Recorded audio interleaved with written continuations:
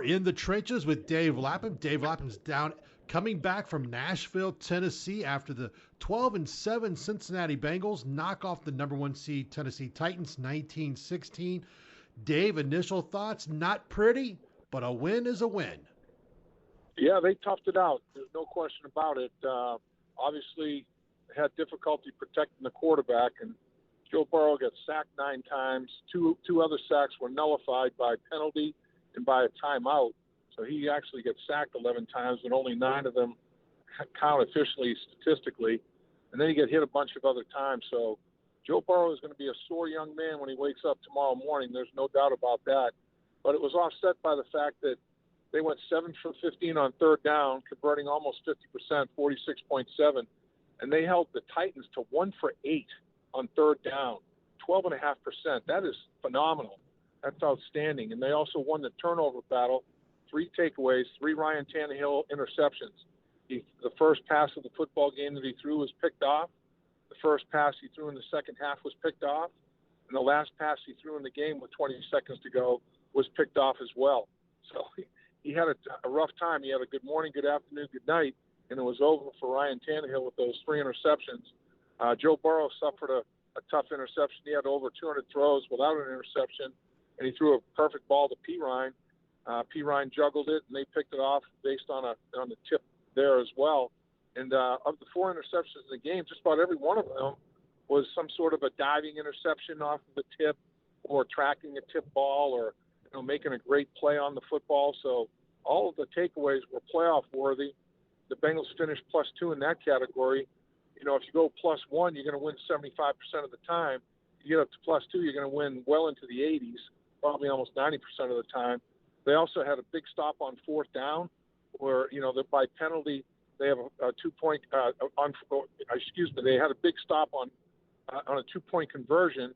By penalty, they get the ball at the 1-yard line, and they run big Derrick Henry in there, and the Bengals stand up to it and hold them on that 2-point conversion opportunity, so they don't get points there.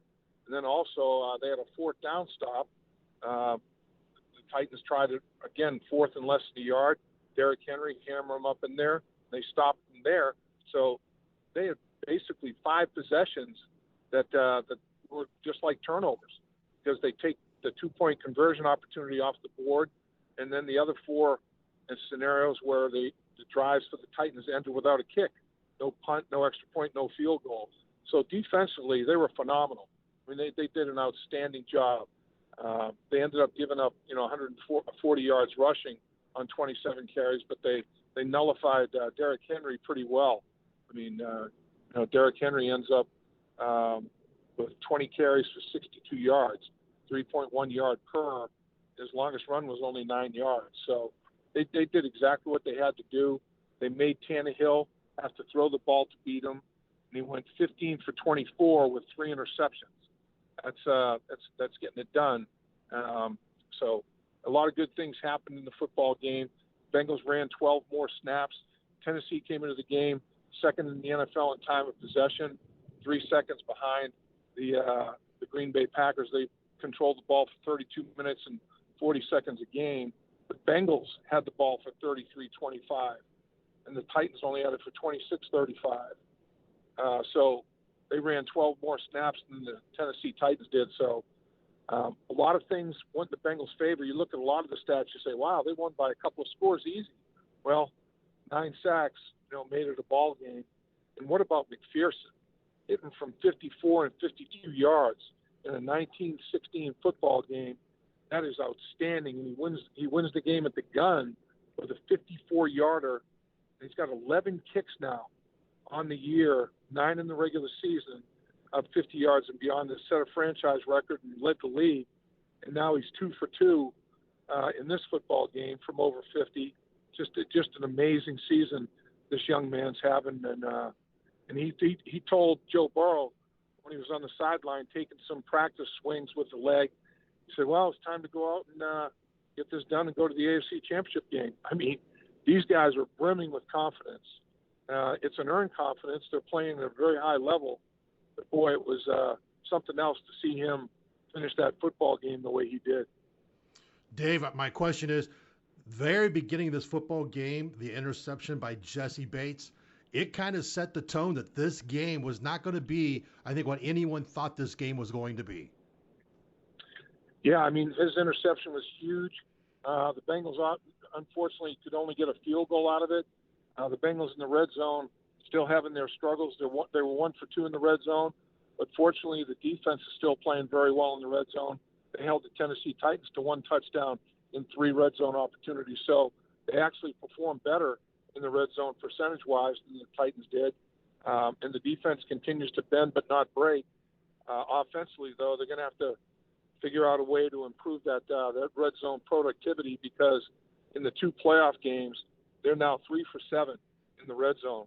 That's at some point that's going to catch up to you. You can't settle for 3 as many times in the red zone as they have been. You got to punch it in, get 7 on the board.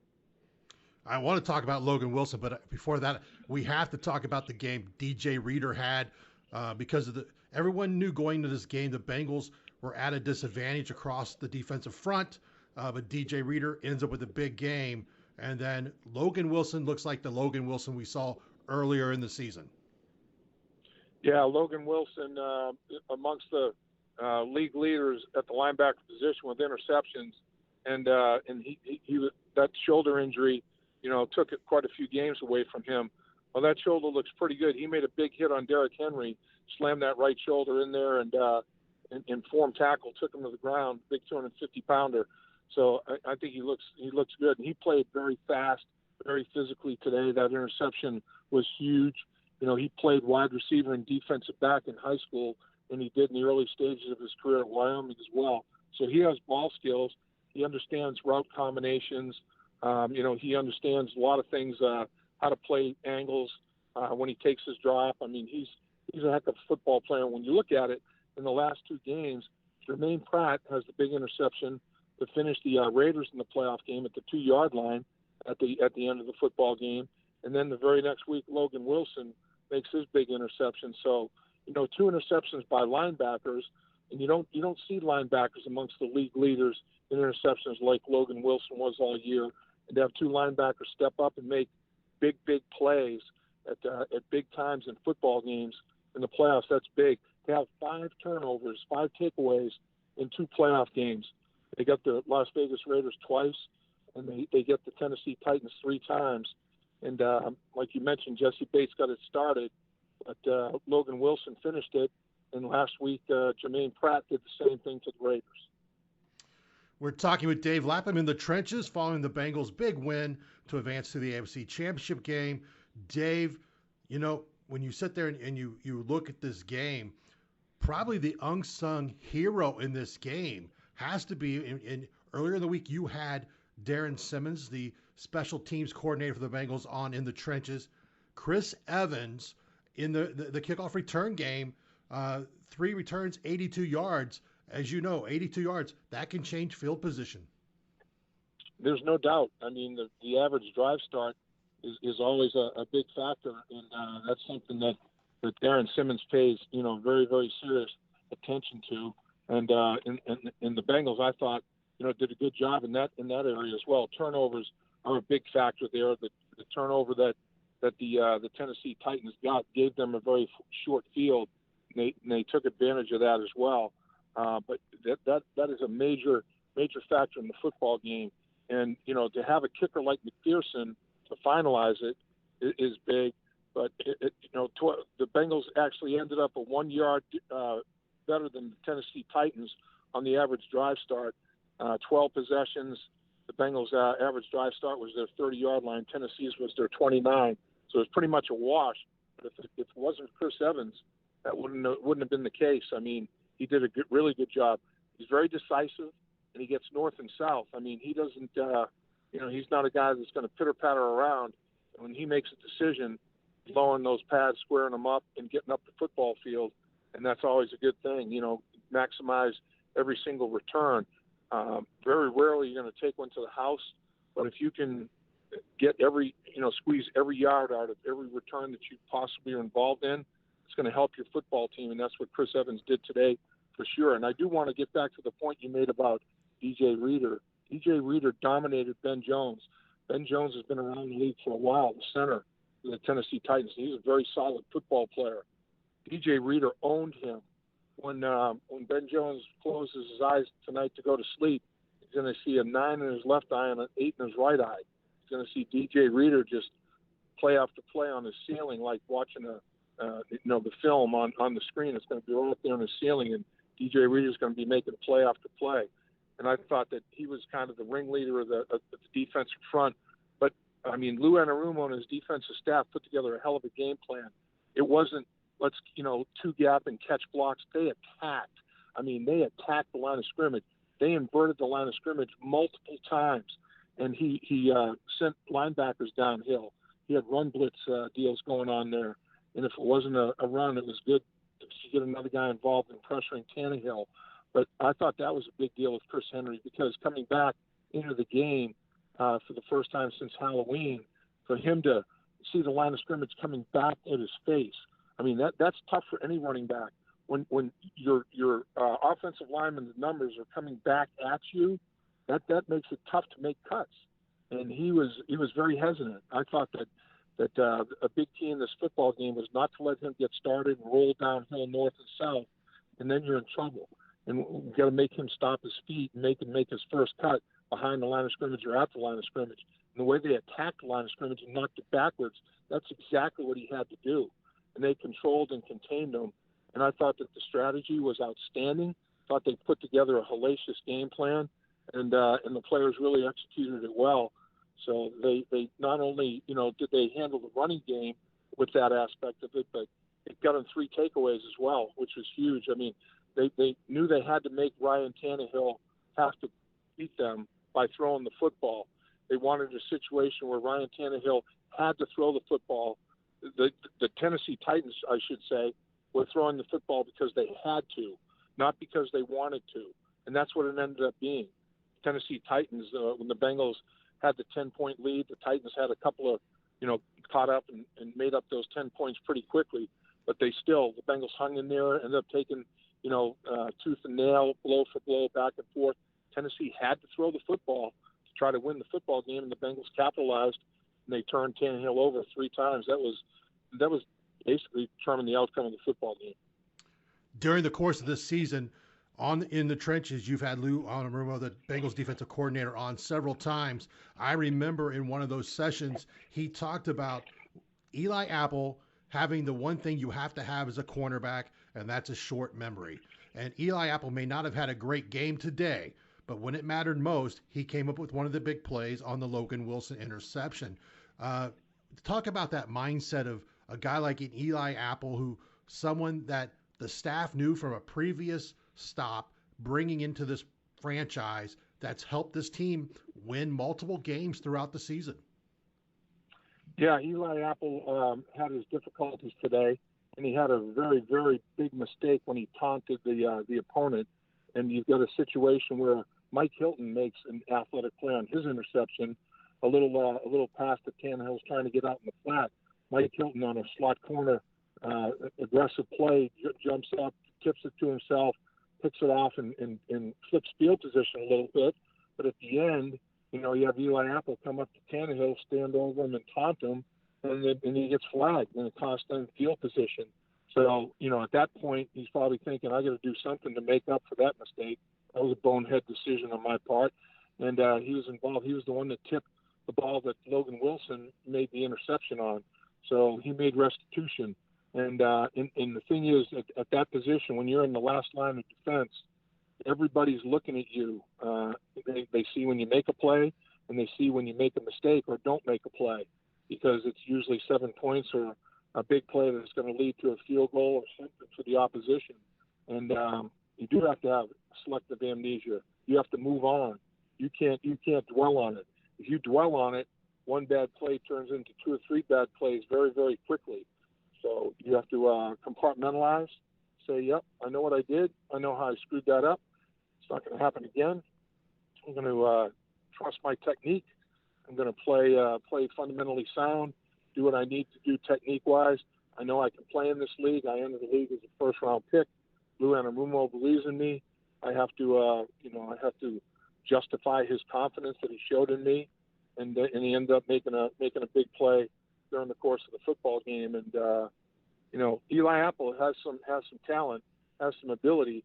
What he has to do is just exhibit more consistency with that, and make a few more, good plays.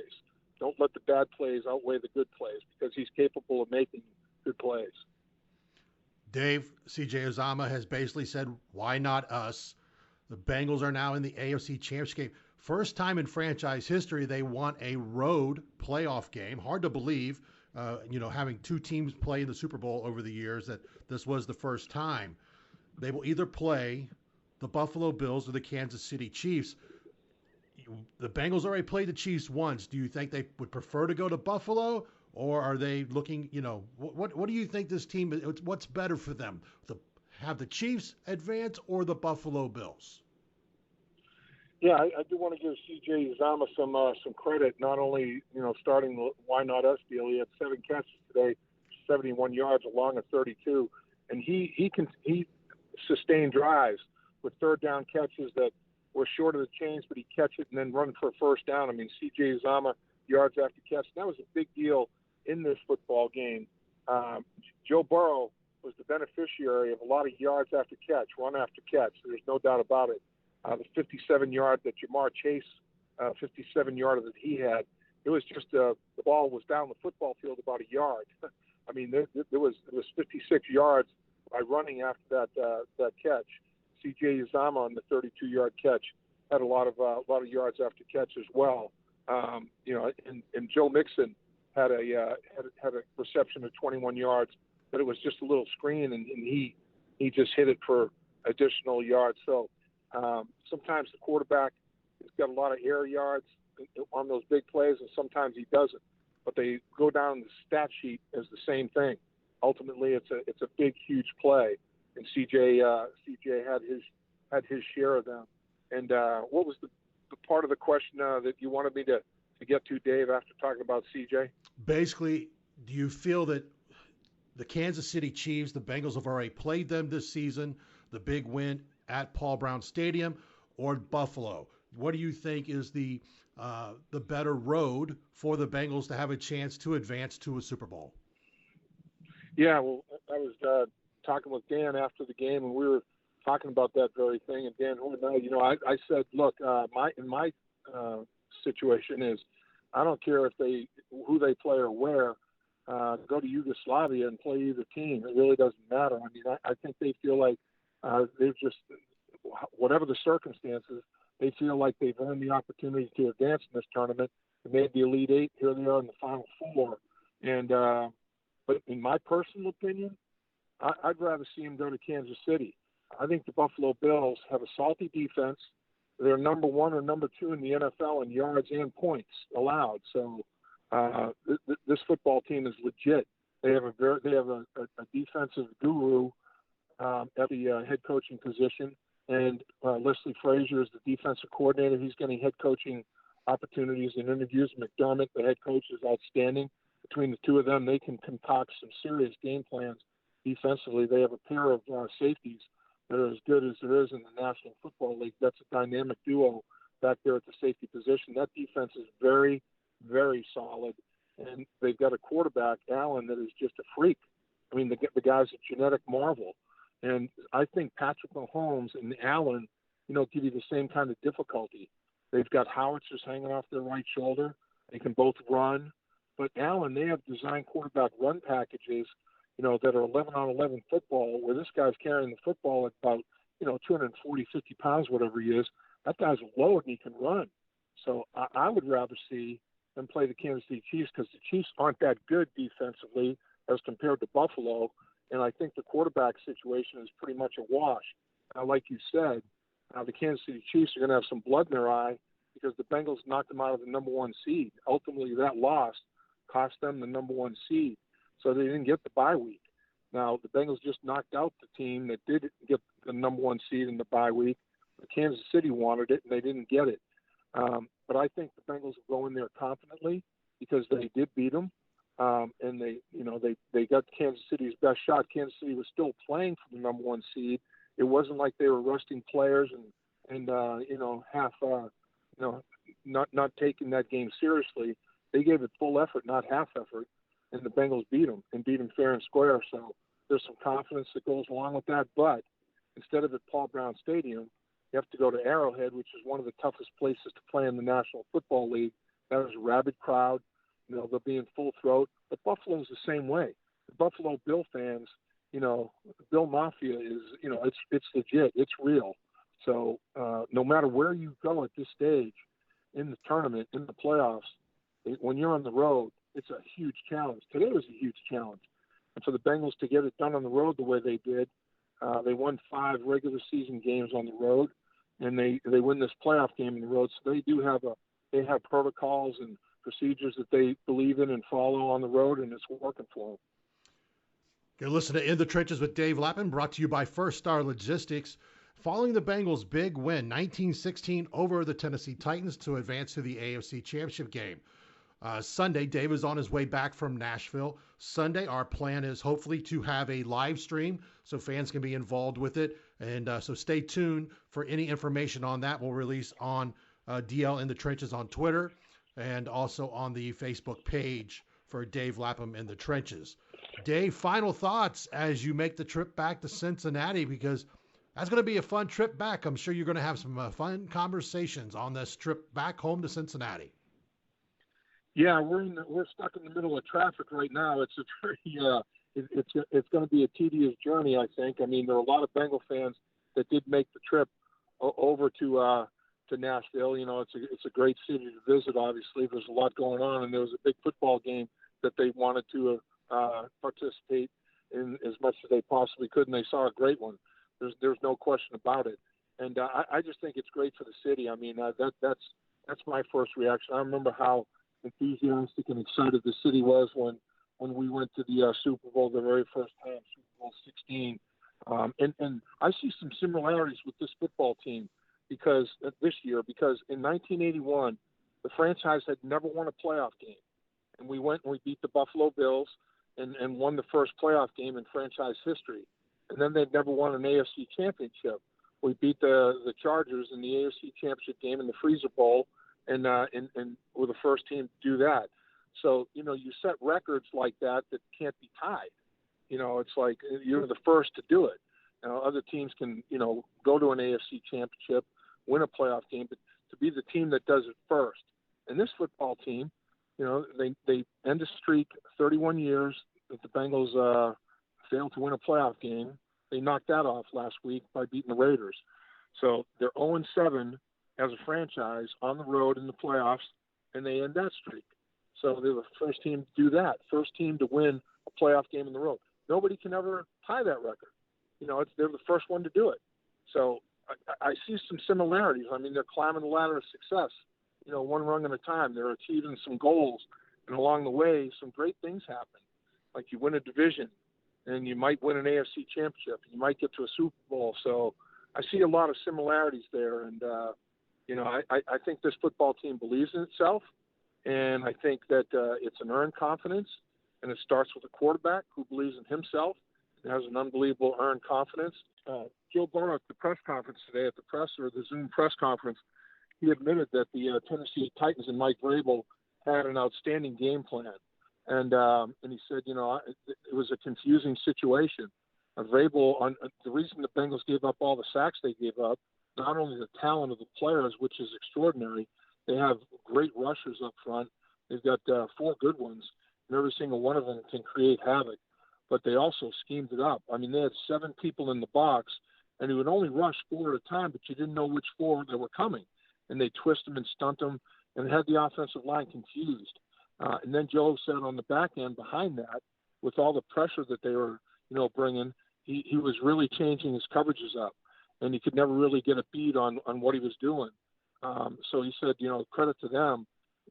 I think that today, I've never seen him confused, and I don't think he was totally confused today, but he was as hesitant as I've ever seen him. I mean, Joe Burrow normally will get a pre-snap read, and during the post-snap will confirm his read and be totally convinced with it. Didn't look that way today. His pre-snap read was, I think I have it, then post-snap was, oh, I really didn't. So they did a tremendous job. With that said, he still put up crazy numbers. 28 of 37 for 348 yards. No touchdown passes, though, and one interception, quarterback rating of 93.1, which is, still pretty darn good football. But, I do think that he showed the patience and the discipline necessary in the face of all that pressure, taking all that hits.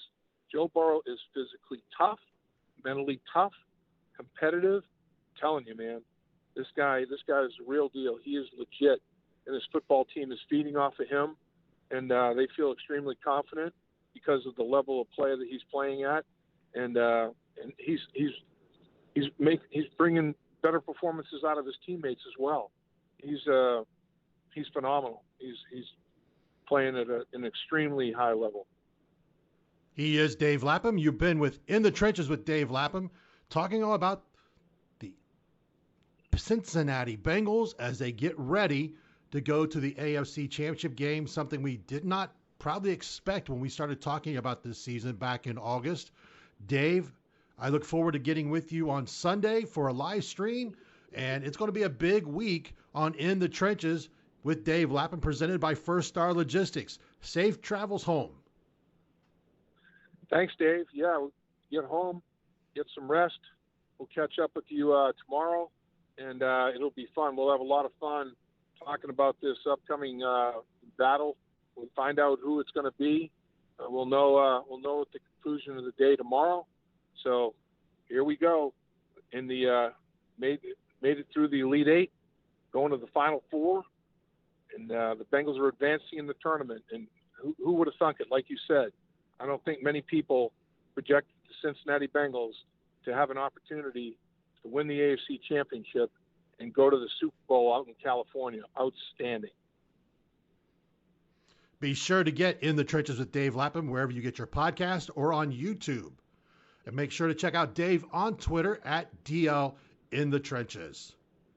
Dave, again, thank you, and thanks to the folks at First Star Logistics. Until next time, hoo-day. Hoo-day, big boy. At First Star Logistics, we're a very strict company that really puts the pressure on our employees.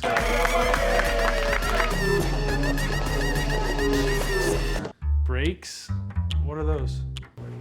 That's what I'm talking about, Icky. Get the body right, then the mind's right, you know.